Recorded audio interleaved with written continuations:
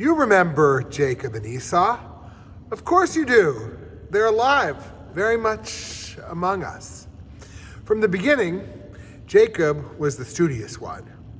While Esau was out playing football, hunting, and fishing, Jacob joined the chess club, studied hard, and got straight A's.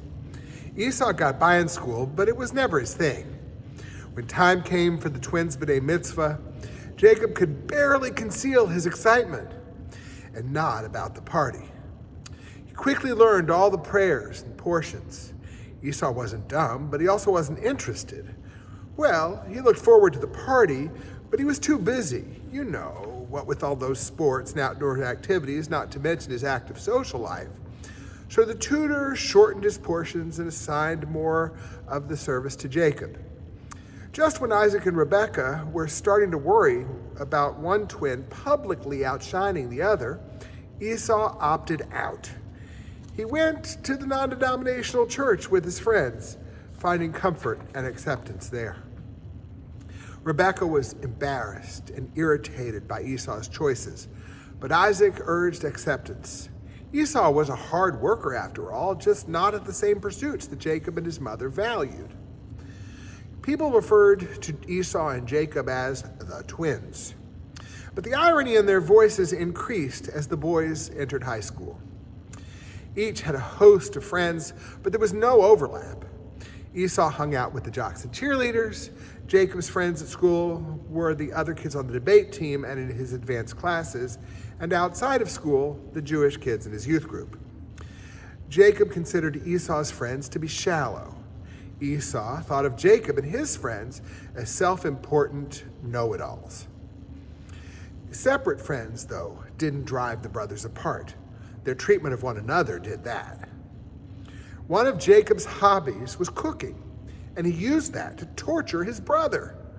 He would prepare Esau's favorite meals. Then when Esau would come in for practice, all hot and sweaty and famished, Jacob wouldn't let him have even a bite.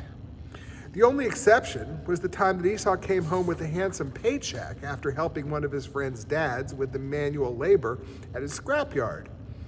Esau was even hungrier than usual, and Jacob told him he could have the entire stew if he would sign over the check. In Jacob's mind, that was fair payback. Ever since they were young, Esau had taken advantage of his superior physical strength.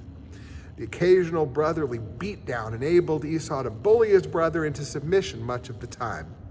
Jacob lived in fear. Unsurprisingly then, the brothers went their separate ways after high school.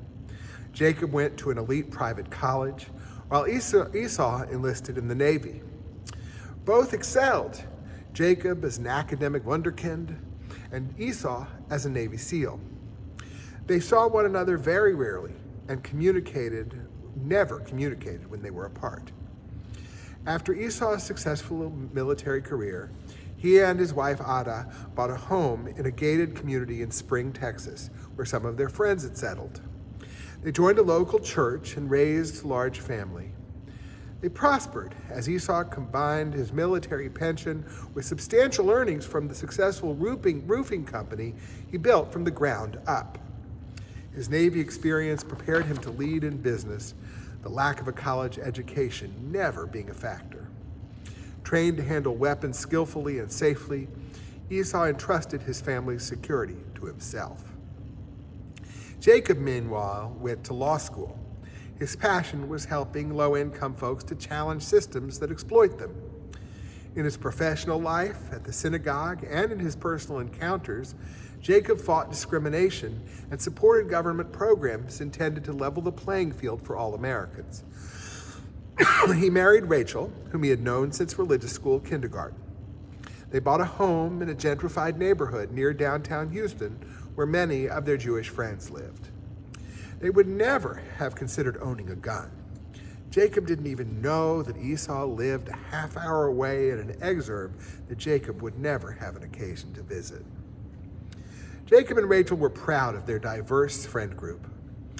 Well, most were Jewish and professional like they were, but some were gay.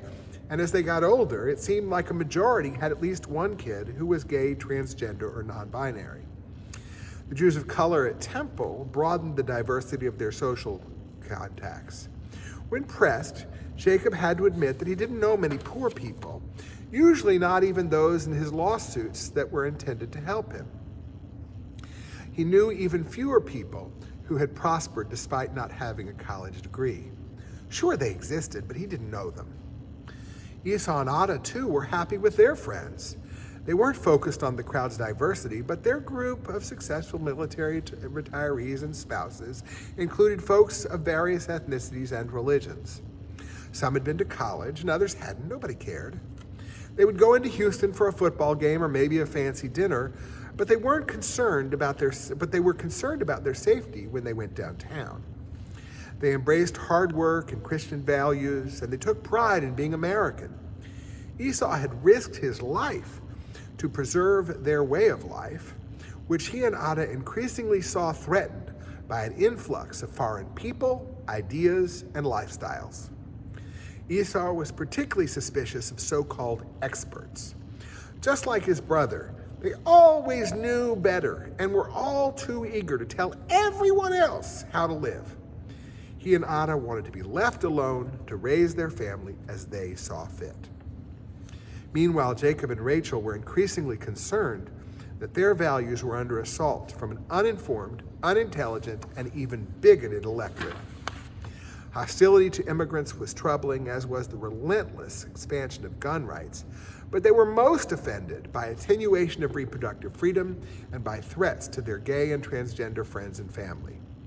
Jacob rarely thought about Esau, but when he did, he mused that wherever he was, Esau must be loving it.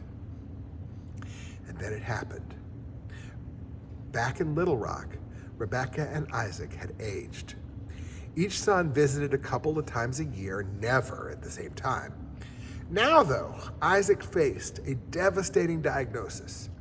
Rebekah called each of her sons, communicating their father's dying wish. He wanted them both at the Thanksgiving table together with their families. Each brother groaned audibly. Rachel saw her confident, successful husband transform into a terrified kid, afraid that his brother would give him another beatdown. Esau complained to Ada, "Jacob would tell us exactly how to live our lives." Still, both brothers knew they were trapped. They could not deny their father's dying wish. That first night during dinner, Esau discussed what he perceived to be the grave injustice of transgender women participating in college and women's athletics, except that he didn't call them transgender women. Jacob made a comment about the dangerous proliferation of gun violence rooted in the American obsession with gun ownership, despite all the evidence that having a gun in the house increases the likelihood that a family member will die from a fatal shooting there. The atmosphere was tense. After dinner, though, as Esau relaxed with a beer and Jacob with a glass of Chardonnay, they surprised themselves. Jacob was impressed that his brother had made something of himself, even without a college degree. Esau, meanwhile, rather liked Rachel and the kids. He didn't understand Jacob's work, but he knew success when he saw it. The brothers had little in common, so they talked about their kids. Each increasingly realized that his brother's hopes and dreams for his children's future were not all that different from his own. Each wanted his children to have the same opportunities they had and to grow up to be kind, moral, upstanding citizens. Instinctively, each assumed that they had voted for the opposite candidate for opposite candidates in the recent presidential election. They weren't wrong. Jacob listened quietly while Esau talked about how he looked forward to declining inflation and increasing American prosperity under President Trump. Esau didn't let himself get triggered by Jacob's concerns about the well-being of women and LGBTQ Americans. Each brother was surprised to find that he liked his brother more than expected, their differences notwithstanding. The next few days went smoothly. The kids played together. Isaac and Rebekah were happy to have their family together and not fighting, even if just this once. Packing to leave, Esau turned to Jacob, drunk not with beer, but with exuberance. He suggested that they have family dinner every Sunday night back in Houston.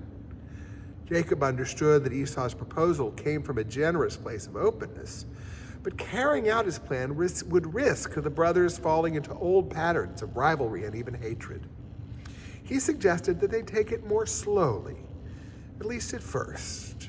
Maybe get the families together on New Year's Day and go from there. Jacob was mindful of the limits of the family reunion. He could not be sure that Ada and Esau would not say something bigoted. If that happened in front of the kids, Jacob would have to speak up. If it persisted, they could not continue to be together, except for emergencies in the lives of their parents. The more he thought about it, Jacob realized that his brother might have equal and corresponding concerns, though he couldn't imagine exactly what they might be. What Jacob did know was that his rabbi had nicknamed him Yisrael. She said, "Like that Jacob from Genesis, you're a fighter, always standing up for Torah values. Even when you struggle, you prevail." So Jacob and Esau went, each his separate way, cautiously optimistic that they might take some first steps that would heal their own lifelong history of mistrust and mutual mistreatment. They might even heal America. Amen.